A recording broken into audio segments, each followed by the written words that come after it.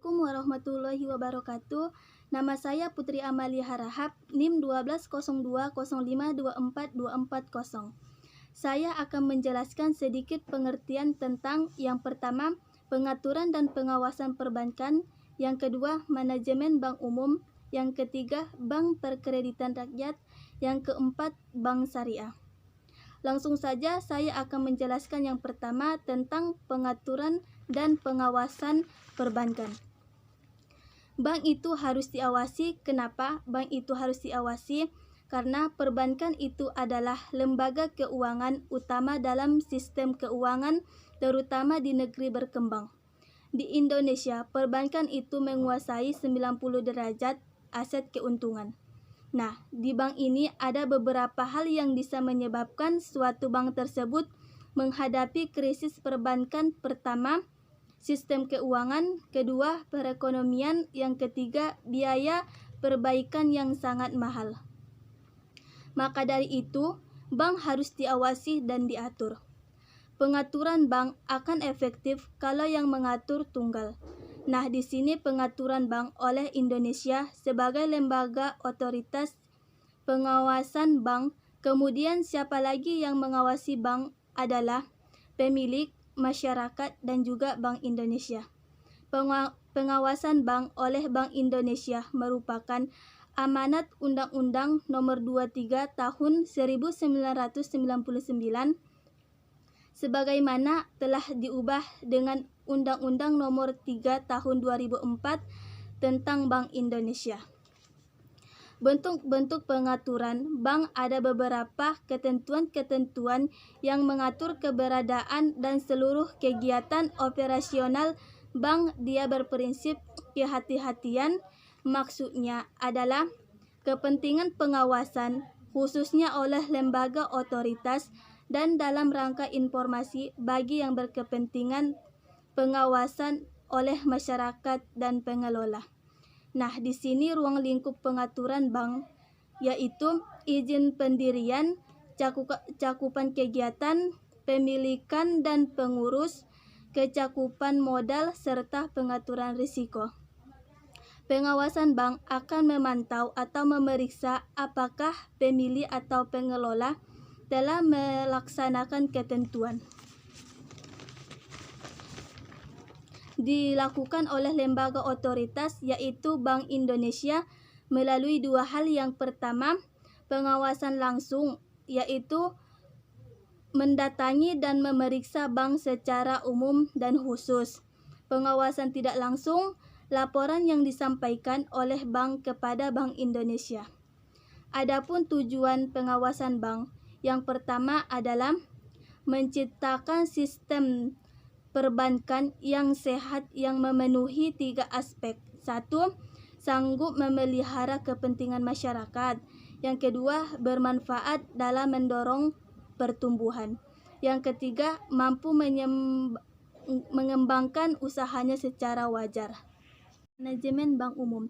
Pengertian bank menurut Undang-Undang Nomor 7 Tahun 1992 tentang perbankan sebagaimana telah diubah dengan Undang-Undang Nomor 10 Tahun 1998 adalah bank adalah badan usaha yang menghimpun dana dari masyarakat dalam bentuk simpanan dan menyalurkannya kepada masyarakat dalam bentuk kredit dan atau bentuk-bentuk lainnya dalam rangka meningkatkan taraf hidup masyarakat banyak. Bank umum adalah bank yang melaksanakan kegiatan usaha secara konvensional dan atau berdasarkan prinsip syariah yang dalam kegiatannya memberikan jasa dalam lalu lintas pembayaran. Fungsi dan usaha bank umum. Bank umum memiliki fungsi pokok sebagai berikut: menyediakan mekanisme dan alat pembayaran yang lebih efisien dalam kegiatan ekonomi, menciptakan uang, menghimpun dana dan menyalurkannya kepada masyarakat, menawarkan jasa-jasa keuangan. Usaha bank umum. Kegiatan usaha yang dapat dilakukan oleh bank umum menurut Undang-Undang Nomor 7 Tahun 1992 sebagaimana telah diubah dengan Undang-Undang Nomor 10 Tahun 1998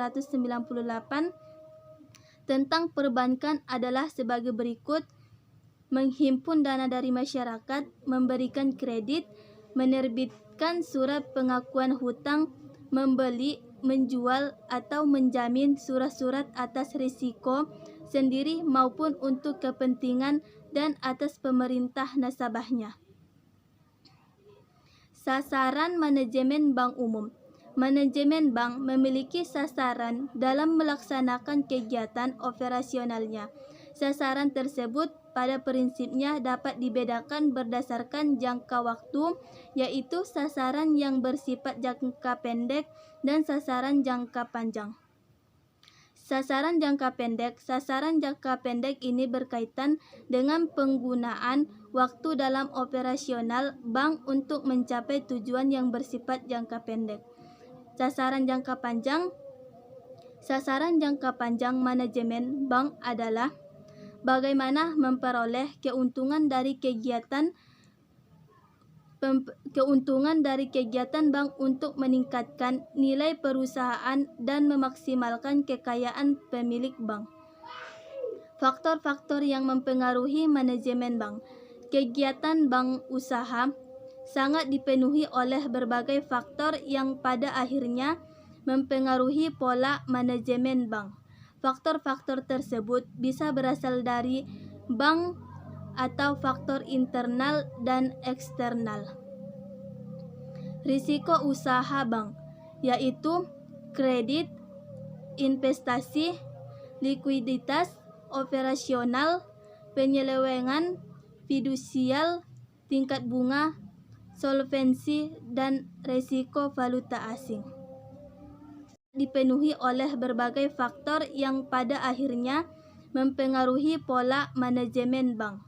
Faktor-faktor tersebut bisa berasal dari bank atau faktor internal dan eksternal.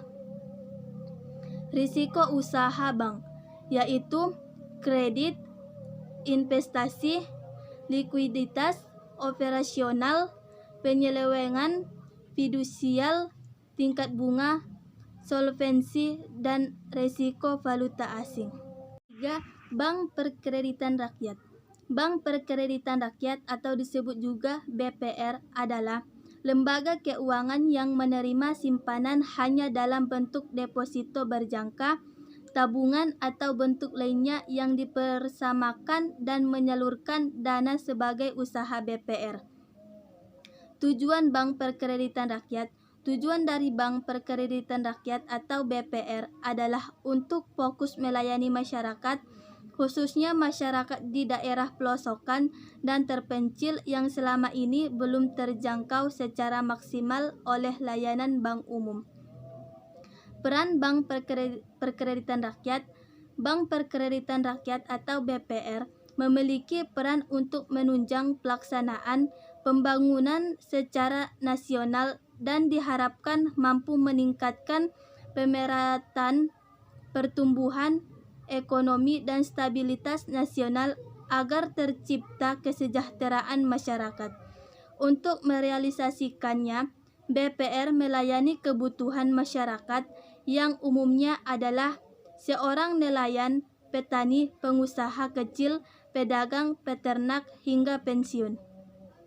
BPR berfokus kepada masyarakat di wilayah terpencil agar mampu mewujudkan pemerataan ekonomi dan masyarakat terhindar dari kegiatan para rentenir.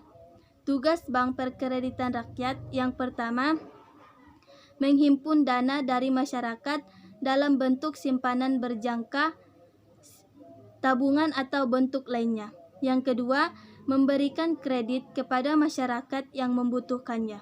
Yang ketiga, menyediakan pembiayaan bagi nasabah berdasarkan prinsip bagi hasil sesuai dengan ketentuan yang diterapkan dalam peraturan pemerintah. Yang keempat, menempatkan dana dalam bentuk sertifikat Bank Indonesia, deposito berjangka, sertifikat deposito, atau jenis tabungan lain. 4. Bank Syariah. Prinsip syariah adalah prinsip hukum Islam dalam kegiatan perbankan, penyimpanan dana, dan atau pembiayaan kegiatan usaha. atau kegiatan lainnya berdasarkan fatwa yang dikeluarkan oleh Lembaga Dewan Syariah Nasional atau DSN yang memiliki kewenangan dalam penetapan fatwa di bidang syariah. Bank syariah adalah bank yang menjalankan kegiatan usahanya berdasarkan prinsip syariah dan menurut jenisnya terdiri atas bank umum syariah dan bank pembiayaan rakyat syariah. Bank umum syariah adalah bank syariah yang dalam kegiatannya pemberian jasa dalam lalu lintas pembayaran. Undang-Undang Nomor 21 Tahun 2008 tentang Perbankan Syariah. Tujuan perbankan syariah. Perbankan syariah bertujuan menunjang pelaksanaan pembangunan nasional dalam rangka meningkatkan keadilan, kebersamaan, dan pemerataan kesejahteraan rakyat. Kegiatan usaha bank syariah antara lain penghimpunan dana. Dana yang ditempatkan nasabah di bank syariah dalam bentuk simpanan atau investasi berdasarkan akad antara bank syariah dan nasabah yang bersangkutan. Simpanan adalah dana yang dipercayakan oleh nasabah kepada bank syariah dan atau UUS berdasarkan akad wadiah atau akad lain yang tidak bertentangan dengan prinsip syariah dalam bentuk giro. Tabungan adalah simpanan berdasarkan akad wadiah atau investasi, dana berdasarkan akad mudharabah atau akad lain yang tidak bertentangan dengan prinsip syariah yang penarikannya hanya dapat dilakukan penurut syarat dan ketentuan yang disepakati, tetapi tidak dapat ditarik dengan cek, biliet giro, dan atau alat lainnya yang dipersamakan dengan itu. Deposito adalah investasi dana berdasarkan akad mudharabah dan akad lain yang tidak bertentangan dengan prinsip syariah yang penarikannya hanya dapat dilakukan pada waktu tertentu berdasarkan akad antara nasabah penyimpanan dan bank syariah dan atau UUS. Giro adalah simpanan berdasarkan akad wadiah atau akad lain yang tidak bertentangan dengan prinsip syariah yang penarikannya dapat dilakukan setiap saat dengan menggunakan cek, biliet giro, sarana perintah pembayaran lainnya atau dengan perintah. Investasi adalah dana yang dipercayakan oleh nasabah kepada bank syariah dan atau UUS berdasarkan akad mudharabah dan akad lain yang tidak bertentangan dengan prinsip syariah dalam bentuk deposito, tabungan, atas bentuk lainnya yang dipersamakan dengan itu. Penyaluran dana atau pembiayaan. Pembiayaan adalah penyediaan dana atau tagihan yang dipersamakan dengan itu berupa pembiayaan berdasarkan prinsip bagi hasil dalam bentuk mudharabah dan masyarakat. Transaksi sewa-sewa dalam bentuk ijarah dan sewa pembeli dalam ijarah muntahiyah bitamlik. Transaksi jual beli dengan memperoleh keuntungan dalam bentuk piutang, mudharabah, salam, dan istisna. Transaksi pinjam meminjam dalam bentuk piutang, qard. Transaksi sewa menyewa jasa dalam bentuk ijarah. Untuk transaksi multijasa berdasarkan persetujuan atau kesepakatan antara bank syariah dan atau UUS dan pihak lain yang mewajibkan pihak yang dibiayai dan atau diberi fasilitas dana untuk mengembalikan dana tersebut setelah jangka waktu tertentu dengan imbalan ujrah, tanpa imbalan atau bagi hasil. Berdasarkan persetujuan atau kesepakatan antara bank syariah dengan pihak lain yang mewajibkan pihak yang dibiayai dan atau diberi fasilitas dana untuk mengembalikan dana tersebut setelah jangka waktu tertentu dengan imbalan keuntungan ujrah, tanpa imbalan atau bagi hasil. Sarana perintah pembayaran lainnya atau dengan perintah.